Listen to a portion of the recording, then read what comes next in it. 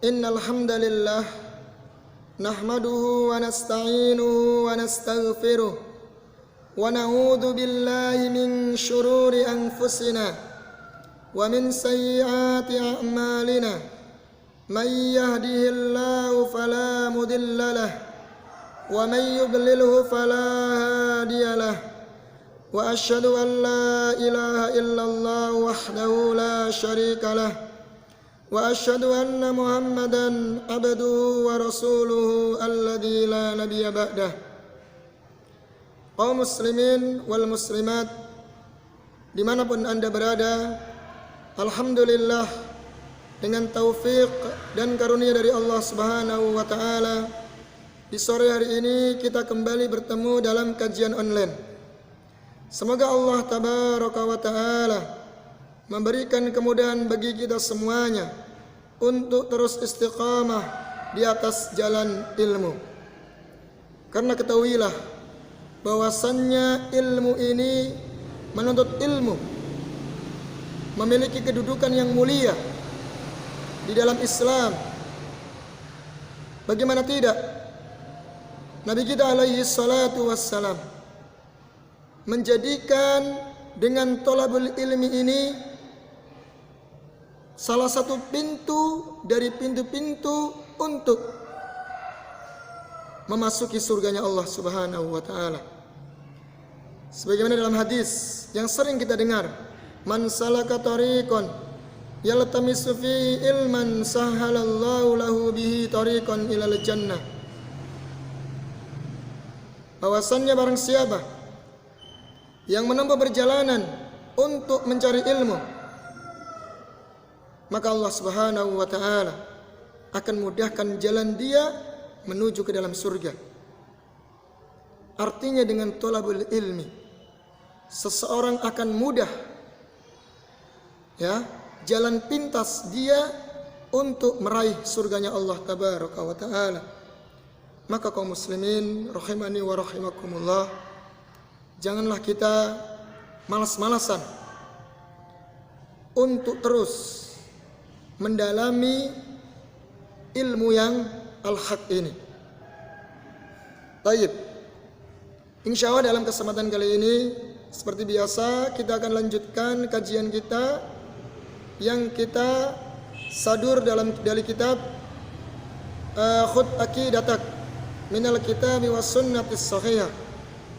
Itu kitab Khud Aqidataka, ambillah akidahmu dari Al-Quran dan Sunnah yang sahih, yang ditulis oleh Syekh Muhammad bin Jamil Zainu rahimallahu ta'ala. Dalam pembahasan yang lalu telah kita jelaskan tentang tauhid rububiyah, yaitu mengesahkan Allah Subhanahu wa ta'ala dalam perbuatan-perbuatan Allah. Kemudian kita juga bahas tentang tauhid uluhiyah, mengesahkan Allah Subhanahu wa taala dalam perbuatan-perbuatan makhluknya. Artinya segala bentuk ibadah yang Allah perintahkan hendaknya wajib diberikan hanya kepada Allah tabaraka wa taala. Dan insyaallah taala di kesempatan kali ini kita akan bahas jenis tauhid yang ketiga, yaitu tauhid asma was sifat. Tauhid asma was sifat. Itu mentauhidkan Allah pada nama-namanya dan sifat-sifatnya. Baik, sebelum kita baca buku ini, saya akan jelaskan sedikit tentang pentingnya mempelajari tauhid asma was sifat. Yang pertama, banyaknya penyimpangan dalam masalah tauhid asma was sifat, terutama dari kalangan ahli kalam, dari kalangan Jahmiyah, Mu'tazilah, Asy'ariyah, Maturidiyah, dan yang sejalan dengan mereka. Mereka banyak mentakwil, mentaktil, mengingkari nama dan sifat Allah Subhanahu wa taala. Kemudian yang kedua, bahwasannya masalah tauhid asma wa sifat merupakan bagian daripada iman kepada Allah Subhanahu wa taala. Telah kita ketahui bersama bahwasannya rukun iman ada 6. Ya. Rukun yang pertama yaitu beriman kepada Allah Subhanahu wa taala. Dan kita beriman kepada Allah Subhanahu wa taala tidak akan sempurna. Artinya seseorang tidak akan dikatakan beriman kepada Allah Tabaraka wa taala kecuali harus mengimani 4 perkara. Yang pertama, al-iman biwujudillah. Beriman akan adanya Allah Subhanahu wa taala. Ketika kita beriman kepada Allah Subhanahu wa taala, maka tancapkan keimanan yang jujur dalam hati kita, menetapkan adanya Allah Subhanahu wa taala. Ini bantahan kepada orang-orang ateis yang mengingkari adanya ketuhanan. Kemudian yang kedua, wal imanu birububiyatihi. Mengimani dengan rububiyah bagi Allah Subhanahu wa taala. Bahwasanya Allah yang menciptakan, yang mengatur, yang menguasai alam semesta ini. Yang ketiga, wal imanu bi uluhiyatihi. Yang ketiga, mengimani uluhiyah bagi Allah Subhanahu wa taala. Segala bentuk amal ibadah yang Allah perintahkan, maka kita berikan kepada Allah Tabaraka wa taala, bukan kepada selainnya. Kemudian yang keempat, beriman kepada Allah akan terwujud apabila seseorang mengimani nama dan sifat-sifatnya. Ya. Jadi 4 pokok ini, ya, konsekuensi daripada iman kepada Allah Subhanahu wa taala harus memenuhi 4 pokok ini. Itu beriman kepada biwujudillah, adanya Allah, beriman kepada rububiyahnya, beriman kepada uluhiyahnya, dan mengimani nama dan sifat bagi Allah Tabaraka wa taala. Baik. Kemudian kita baca, ya, kita baca. Yang bawa kitab bisa disimak, ya, bisa disimak pada soal yang ke-10 setelah pembahasan tauhid uluhiyah. Di sini penulis mengatakan ma huwa tauhidu sifatillahi wa asma'ihi. Apa itu yang dimaksud dengan tauhid sifat-sifat Allah dan nama-namanya? Yaitu apa yang dimaksud dengan tauhid sifat-sifat Allah dan nama-namanya? Al-jawab, maka beliau menjawab, huwa isbatu ma wasafallahu bihi nafsahu fi kitabihi, yaitu menetapkan apa yang telah Allah sifatkan bagi dirinya di dalam Al-Quran, kitabnya itu Al-Quran, aw wasafahu rasuluhu, atau yang Rasulullah SAW mensifatinya fi ahaditsih sahihah, dalam hadis-hadis yang sahih. Jadi menetapkan sifat bagi Allah atau nama bagi Allah sesuai dengan apa yang Allah tetapkan di dalam Al-Quran atau yang ditetapkan oleh Rasulullah SAW dalam hadis yang sahih. Alal hakikah, sesuai dengan hakikatnya. Ingat ya, digaris bawahi, sesuai dengan hakikatnya. Bila ta'wilin, tidak mentakwil, yaitu mengganti, menafsirkan dengan makna yang lain, itu takwil, merubah dengan makna yang lain. Wala tafwidin, atau mentafwid, tidak menetapkan maknanya. Ya, tidak menetapkan maknanya, menyerahkan saja begitu saja, tidak. Wala tamsilin, tidak menyerupakan Allah dengan sifat makhluk. Wala ta'tilin, dan juga tidak mentaktil, mengingkari nama maupun sifat bagi Allah. Kal istiwa'i wan nuzuli, seperti istiwa, wan nuzul, dan sifat turun, sifat istiwa dan sifat turun. Wal yaddi, dan tangan, wa ghairiha, dan yang selainnya. Mimma yaliku bikamalihi, sesuai dengan kesempurnaannya. Ingat ya, kita tetapkan sesuai dengan keagungannya, kesempurnaannya, kemuliaan bagi Allah Subhanahu wa taala. Qala ta'ala, kemudian beliau di sini berjalan dengan firman Allah Subhanahu wa taala dalam surat Asy-Syura. Laisa kamitslihi syai'un wa huwas samiul basir. Tidak ada yang serupa sedikit pun sesuatu apapun dengan Allah Subhanahu wa taala. Dan Allah tetapkan baginya As-Sami Al-Basir, yaitu yang maha mendengar dan maha melihat. Perhatikan ayat ini baik-baik ya. Allah nafikan zat yang serupa dengan Allah. Tidak ada satupun makhluk yang serupa dengan Allah. Kemudian Allah tetapkan bagi dirinya As-Sami Al-Basir. Allah punya nama As-Sami, yang maha mendengar. Kemudian Allah tetapkan bagi dirinya nama Al-Basir, yang maha melihat. Dan dalam kaidah asma wa sifat, ketika seseorang menetapkan nama bagi Allah dan menetapkan nama bagi Allah, maka secara tidak langsung menetapkan sifat yang terkandung dari nama tersebut. Contoh As-Sami, yang maha mendengar. Berarti kita tetapkan sifat Allah mendengar. Al-Basir, yang maha melihat. Berarti kita tetapkan sifat bagi Allah yang melihat. Allah itu melihat, punya sifat melihat. Taib. Kemudian qala Nabi sallallahu alaihi wasallam, Rasulullah sallallahu alaihi wasallam bersabda, yanzilullahu fi kulli lailatin ila sama'id dunya. Rawahu Muslim. Allah Subhanahu wa taala turun di setiap malam ke langit dunia.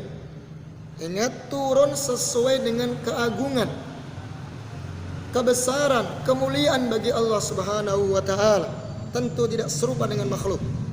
Riwayat Imam Muslim. Kemudian beliau di sini menjelaskan, yanzilu nuzulan yaliku bi jalalihi, yaitu Allah Subhanahu wa taala turun sebenar-benar turun yang sesuai dengan keagungannya. La yushbihu ahadan min makhluqatihi, tidak menyerupai sedikit pun dari makhluk-makhluknya. Ini yang disampaikan oleh beliau rahimallahu taala. Kita akan jelaskan ya, mungkin pembahasan ini nanti ada 2 sesi ya, karena lumayan panjang. Kita ambil pembahasan sederhana aja dulu ya, sederhananya saja. Tadi kita sudah jelaskan apa itu tauhid asma wa sifat. Kemudian kita jelaskan juga pentingnya mempelajari tauhid asma wa sifat. Kemudian yang ketiga, kita akan jelaskan dalil-dalil. Ya, dalil-dalil bahwasannya Allah Subhanahu wa taala memiliki nama dan sifat. Memiliki nama dan sifat. Tadi beliau sudah menyinggung satu ayat, yaitu surat Asy-Syura, laisa kamitslihi syai' wa huwas samiul basir. Tidak ada yang menyerupai Allah Subhanahu wa taala sesuatu apapun, makhluk apapun. Ya. Kemudian Allah tetapkan sifat, nama dan sifat bagi dirinya As-Sami Al-Basir. Ini dalil yang pertama. Kemudian dalil yang kedua, surat Al-A'raf ayat 180. Allah berfirman, walillahil asmaul husna fad'uuhu biha. Bahwasannya Allah Subhanahu wa taala memiliki nama-nama yang indah. Nama-nama yang indah. Fad'uuhu biha. Maka berdoalah dengan nama-nama tersebut. Wadarul ladzina yulhiduna fi asma'ihi sayujzauna ma kanu ya'malun. Maka tinggalkanlah orang-orang yang menyelewengkan nama-nama Allah, dan mereka akan dibalas atas apa yang mereka telah perbuat. Ya, atas apa yang telah mereka perbuat. Ini dari Al-Quran, surat Al-A'raf. Dari ayat ini kita bisa mengambil sebuah kesimpulan, mengambil sebuah faedah dari ayat ini. Yang pertama, bahwasannya Allah Subhanahu wa ta'ala memiliki nama-nama yang indah, ya, yaitu menetapkan nama-nama bagi Allah Subhanahu wa ta'ala. Maka barang siapa yang menafikan nama bagi Allah Subhanahu wa ta'ala, maka dia telah menafikan apa yang Allah telah tetapkan bagi dirinya, bagi Allah. Maka dia telah lancang terhadap Allah Subhanahu wa ta'ala. Allah telah katakan dirinya memiliki nama-nama, dan setiap nama yang kita tetapkan, maka secara otomatis terkandung sifat dari nama tersebut. Ya, dari nama tersebut. Ketika Allah tetapkan nama bagi dirinya, kewajiban kita menetapkan apa yang Allah tetapkan. Maka barang siapa yang menafikan apa yang Allah telah tetapkan, maka dia telah menentang Allah dan melakukan tindakan kriminal, lancang atas nama Allah. Perhatikan, ya, ini yang pertama. Kemudian dari ayat ini, faedahnya diantaranya kedua, bahwasannya nama dan sifat bagi Allah Subhanahu wa ta'ala adalah semuanya indah. Asmaul husna, nama-nama Allah itu semuanya indah.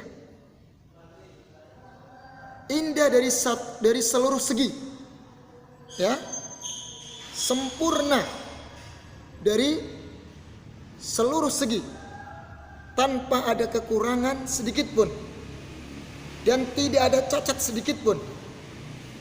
Artinya bukan hanya sekedar nama-nama yang kosong tanpa ada maknanya yang terkandung di dalamnya. Ya, jadi nama Ghayatul Husn, nama Allah itu sangat indah, ya, puncak dari segala keindahan. Puncak dari segala keindahan. Mengandung nama dan sifat yang sempurna yang wajib kita tetapkan. Ini faedah yang kedua.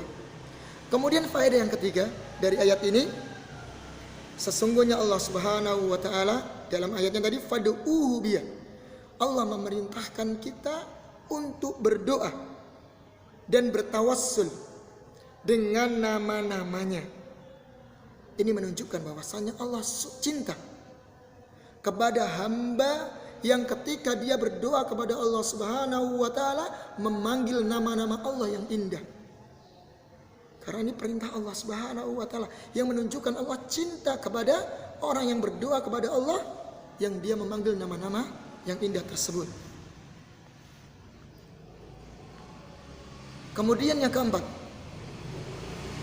faedah dari surat Al-A'raf ini, yaitu bahwasanya Allah Subhanahu wa ta'ala memberikan ancaman dengan ancaman yang keras bagi orang-orang yang menyelewengkan, ya, mengilhad, menyelewengkan nama-namanya, dan nanti dia akan berhadapan dengan Allah Subhanahu wa ta'ala. Allah akan membalas apa yang mereka telah lakukan.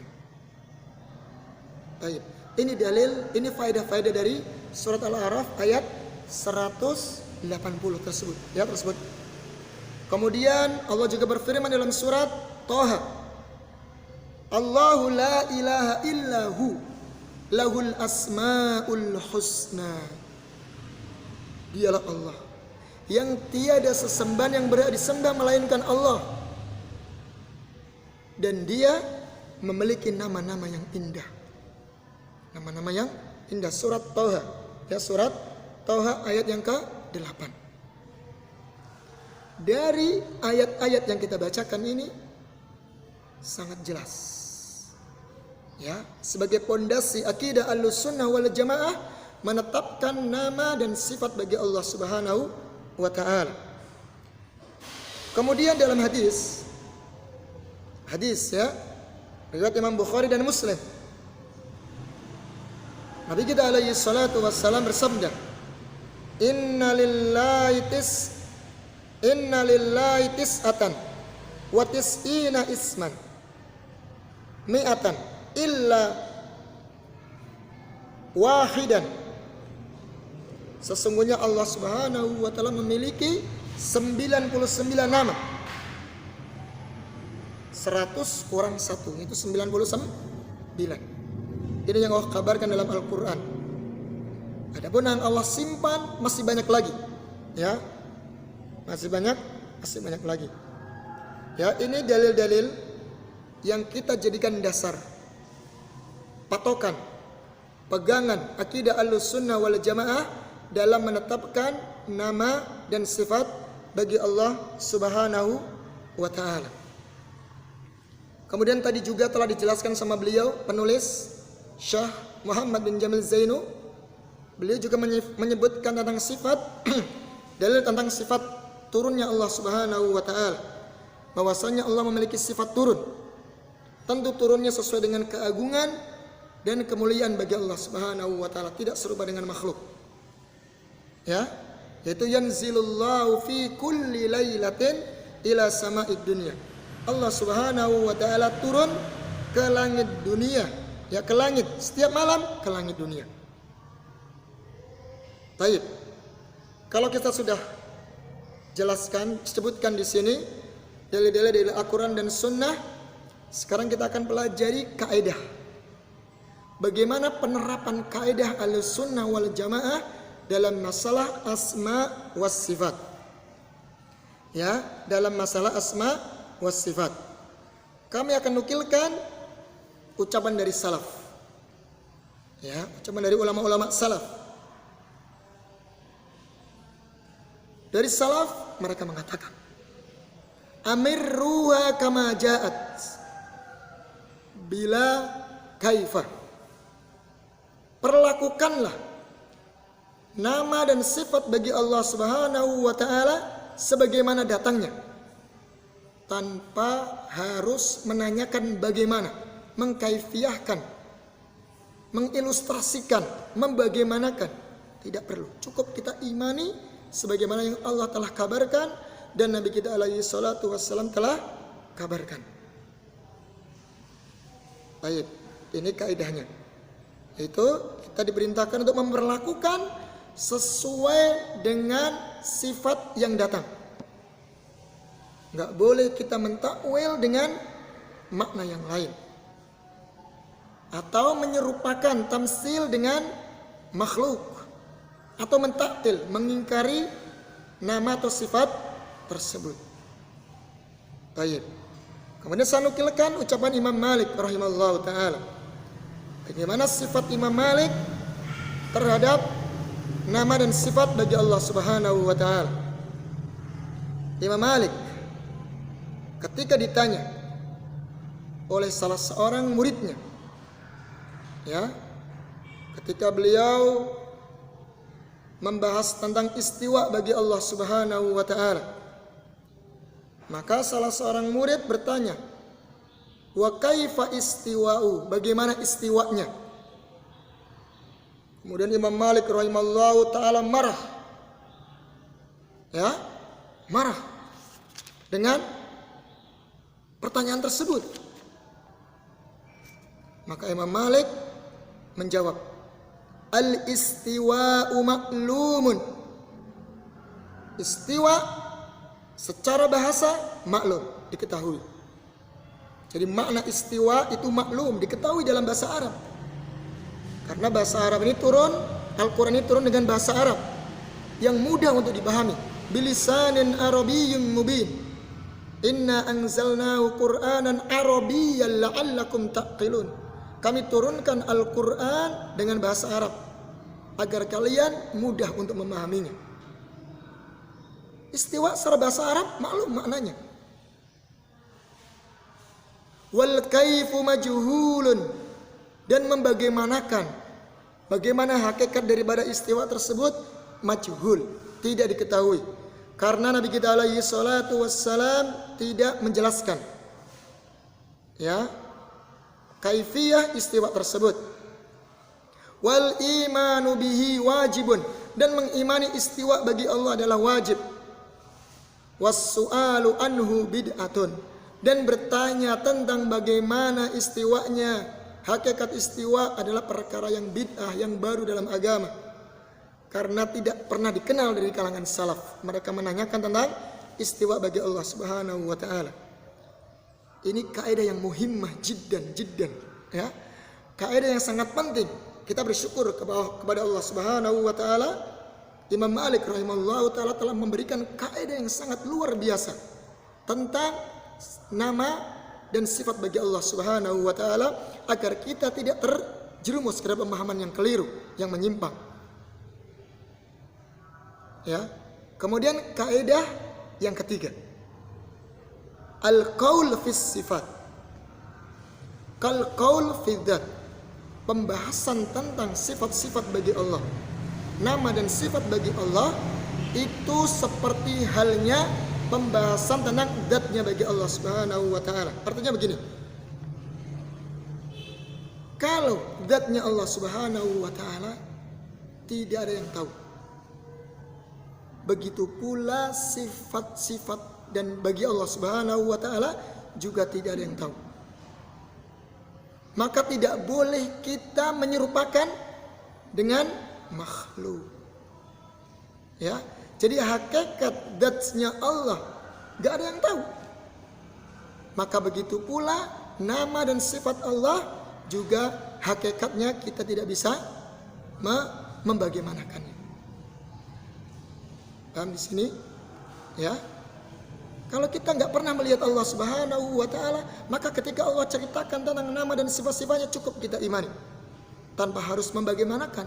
Karena membagaimanakan berarti dia seolah dia pernah melihat zatnya Allah Subhanahu wa taala. Dan ini berbicara atas nama Allah tanpa ilmu. Baik. Nah, kita sekarang aplikasikan ucapan Imam Malik ini. Ketika Nabi kita alaihi salatu wassalam mengatakan, yanzilullahu fi kulli lailatin ila sama'id dunya. Allah Subhanahu wa taala turun ke langit dunia di setiap malam. Maka kita praktekkan sebagaimana Imam Malik menjelaskan. An-nuzul, sifat nuzul, turun, maklumun. Sifat turun itu maknanya diketahui, nuzul itu diketahui, maklum. Secara bahasa, turun ya turun sesuai dengan hakikatnya, dan tentunya sesuai dengan keagungan dan kebesaran bagi Allah Subhanahu wa taala. Kemudian wal kaif majhul. Adapun membagaimanakan turunnya Allah Subhanahu wa taala tidak diketahui.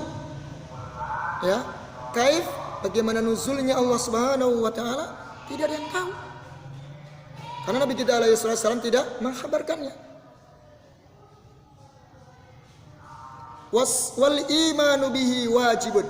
Mengimani sifat nuzul bagi Allah adalah wajib. Was-su'alu anhu bid'atun. Menanyakan bagaimana nuzulnya, hakikat nuzulnya bagaimana, kaifiyah turunnya bagaimana, ini perkara yang bid'ah. Tidak ada salafnya. Karena para salaf tidak pernah menanyakan kaifiyah bagi Allah Subhanahu wa taala. Ini contoh yang pertama. Contoh yang kedua. Ya. Dalam sebuah ayat Allah berfirman, bal yadahu mabsutatani. Bahkan kedua tangan Allah Subhanahu wa taala terbentang luas. Lihat, kita terapkan sebagaimana yang telah dijelaskan rumusnya oleh Imam Malik. Isbatu sifatil yad, wajib kita tetapkan sifat yad. Al yad, tangan, maklumun. Tangan secara bahasa maknanya diketahui. Ya. Kemudian wal kaifu. Wal kaifu majhulun, membagaimanakan tangannya Allah Subhanahu wa taala. Bagaimana hakikat tangannya, demikian atau demikian, ini tidak diketahui. Karena tadi Nabi kita alaihi salatu wassalam tidak diberitahu ilmunya, tidak mengkhabarkannya. Maka cukup kita mengimani sifat tangan tersebut. Wal imanu bihi wajibun, dan mengimani sifat tangan bagi Allah Subhanahu wa taala bahwa saya memiliki tangan, maka wajib. Was-su'alu anhu bid'atun, dan menanyakan bagaimana tangannya, ini perkara bid'ah, perkara yang baru dalam Islam, tidak ada salafnya. Itu caranya. Masya Allah ya, Imam Malik, kita bersyukur kepada Imam Malik yang telah memberikan rumus seperti ini agar mudah memahami masalah asma wa sifat. Karena perlu diketahui ya kaum muslimin wal muslimat rahimani wa rahimakumullah, mengetahui hakikat sesuatu. Ingat di sini ya, saya ulangi lagi. Mengetahui hakikat dari sebuah sesuatu itu harus mengetahui sumbernya. Minimal ada 3. Jadi para ulama menjelaskan minimal ada 3. Mengetahui hakikat dari sesuatu, kita harus mengetahui sumbernya. Dan sumbernya ini ada 3. Yang pertama, sumber yang pertama, bahwasannya yang pertama dia melihat zat tersebut. Ya, sekarang ada enggak yang pernah melihat Allah Subhanahu wa taala di dunia ini? Ya. Adakah yang pernah melihat zatnya Allah Subhanahu wa taala sehingga dia bisa membagaimanakan hakikatnya begini sifat tersebut? Kalau tidak ada yang pernah melihat zatnya Allah Subhanahu wa taala, maka bagaimana mungkin dia akan mengetahui sebuah hakikatnya? Bagaimana mungkin dia akan membagaimanakannya? Karena enggak tahu tentang zatnya. Paham ya di sini? Ya. Jadi mengetahui hakikat dari suatu benda, zat tersebut harus melihat langsung yang pertama. Ya. Seperti saya tahu nama mobil itu punya rodanya 4. Ya, pintunya ada 4. Kemudian mobil ini ada kaca depan, ada kaca samping. Saya bisa menceritakan membagaimanakan bentuk mobil tersebut karena saya pernah melihat mobil. Bagaimana mungkin dia akan membagaimanakan sifat bagi Allah, hakikat sifat bagi Allah, sedangkan dia tidak pernah melihat zatnya Allah Subhanahu wa taala. Baik, itu yang pertama. Yang kedua, adanya berita, adanya orang yang mengkhabarkan tentang hakikat zat tersebut, atau orang yang diamanahi untuk mengkhabarkan hakikat tersebut dari kalangan para rasul. Sekarang pernahkah Allah Subhanahu wa taala dalam Al-Qur'an menjelaskan hakikat kaifiyah turunnya atau kaifiyah tangannya? Tidak dijumpai. Bahkan Nabi kita alaihi salatu wassalam, yang mana Allah turunkan wahyu kepada beliau untuk untuk menjelaskan agama ini lewat Nabi kita alaihi salatu wassalam, Nabi pun tidak mengkhabarkannya. Jadi untuk mengetahui hakikat suatu zat, harus yang pemilik sifat tersebut mengkhabarkan tentang dirinya, hakikat dirinya, dan atau orang yang dipercaya untuk mengkhabarkan tentang sifatnya dari kalangan para rasul. Nyatanya Allah Subhanahu wa taala tidak mengkhabarkan, tidak memberitahu. Bahkan Nabi kita alaihi salatu wassalam juga tidak dikasih tahu. Maka cukup kita imani. Yang ketiga, adanya sesuatu yang semisal dengan zat tersebut.